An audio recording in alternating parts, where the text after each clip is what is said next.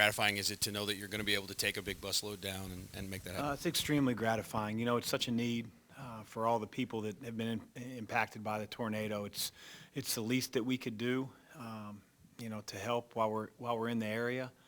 So I'm looking forward to our players being to help the cause.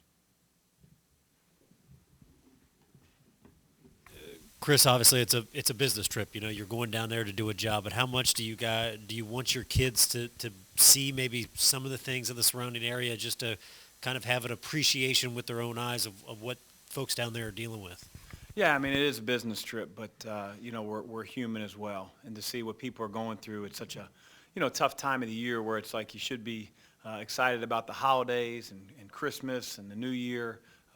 You know, it's a dose of reality that people are living a different experience right now. So for our players, it's a terrific experience and one that they can give back to this, you know, the state of Kentucky and those that are in need. But you know, we're going down there to play a basketball game in a community that's been affected by a natural disaster that no one saw coming, and the great thing about it is it's brought a lot of people together doing some special things, some really good things for the state.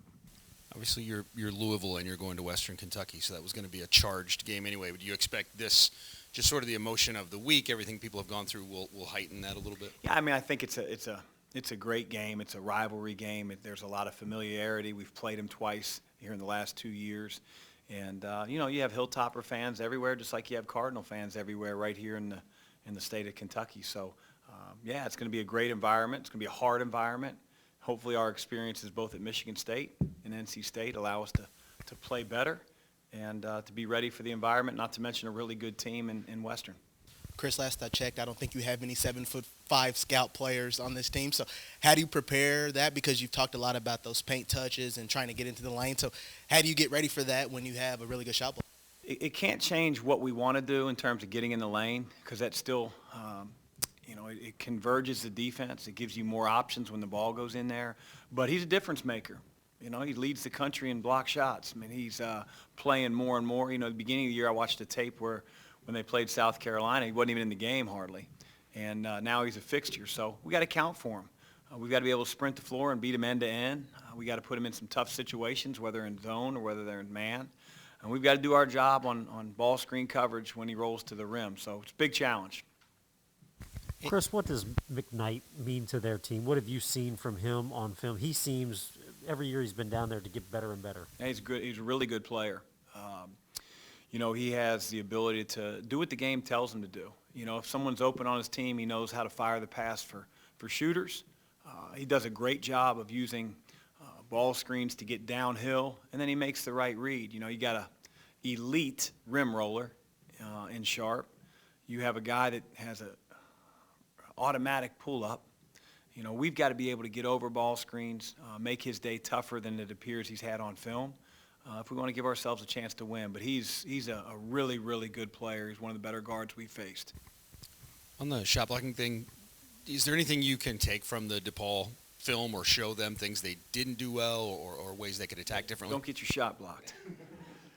You know, with shot blockers, and again, he's different because it's not about him getting off the ground a lot. He's disciplined. He stays on the ground until the ball's in the air.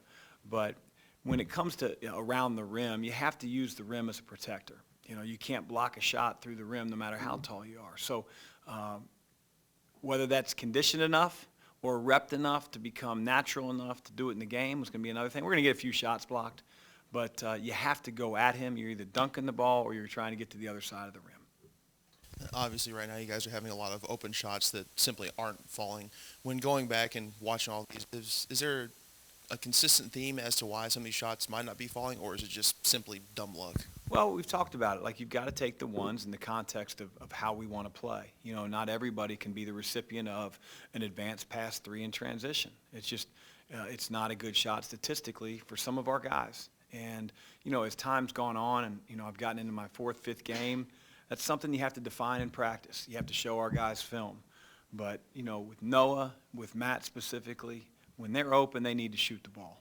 And they need to play with a little bit greater confidence. But part of that is knowing that that's the shot we want them to take. And for those guys, I feel like their percentages are going to even out where over the course of the year, they're really good three-point shooters because they are. Now, our plan has to be in the paint and then figure out from there. Have you seen those guys? And it doesn't seem like the missed shots are affecting Matt at all on the other end. It seems like he's doing other things. How much do you have to continue to tell them, hey, it's not just about making shots? Well, we had that talk a lot in the preseason because Matt was one that would hang his head and not have a very good practice if he missed 3 or 4. And, you know, everybody wants us to make shots. Everybody wants the ball to go in the basket, but there's so many different ways that you can win games. There's so many different plays that can allow you to be in games and win games. I think it was evidenced by how we played the Bahamas. We didn't come back shooting as a team 45% from the 3, but we did it with our defensive effort, our rebounding, the ability that allows us to get out in transition. You have to be a factor for your team if you're not making shots. And those guys that aren't, they can't play as much then. And so, you know, I think our players understand that. Doesn't lessen their frustration at times. And we got to be able to fight through that. Chris, we're seeing a lot of games postponed, COVID protocols happening in different places. Is there anything you do or you remind your team about as a coach, or are you guys do you just sort of think you're doing the best you can and then you hope for the best? Well, we're doing the best we can, but, you know, with the amount of cases that have gone up around the country and the fact that they're, at least around the country, suspending games, canceling games, you know, we're going to have to step up a little bit in terms of what we're doing. So, you know, whether that's masking indoors when we're in the bus, just being careful around the hotel, those are things that we have to account for so that we don't have issues like some of these teams have had where games are being canceled.